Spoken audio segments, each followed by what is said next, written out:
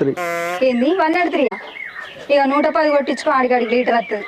110 110 ఎందుకు కుట్టించుకోవాలి మేము?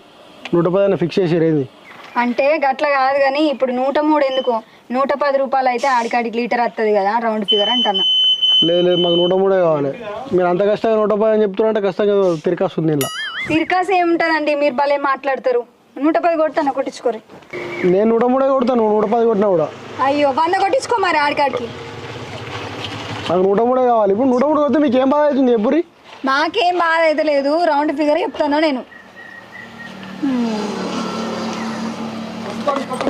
ఏ కొడతాను పచ్చి